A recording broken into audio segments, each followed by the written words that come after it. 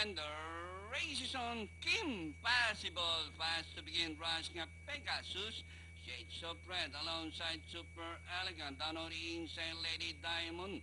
Renzi stays running in the middle. Bahala na. And on the outside, Real Excellent. While Princess Ashley is the early trailer.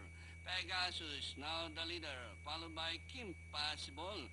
As they round the 3/4 mile distance, Pegasus by some 3 lengths. Kim Possible running by the third is Renzi State. Lady Diamond is racing in fourth by a length and a half. Super Elegant racing in fifth by some 2 lengths.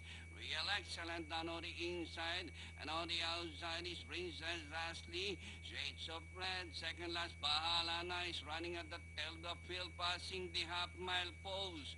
Pegasus by some 2 lengths. Renzi stays. Kim Possible, Lady Diamond.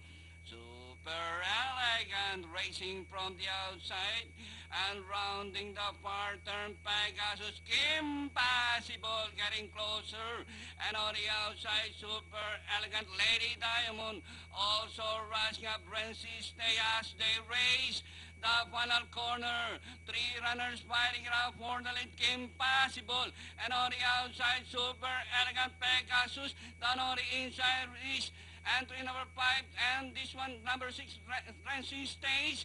Super Elegant from the outside, and Princess Ashley from the outside, and by the Renzi stays. Shades of Red, Kim Possible.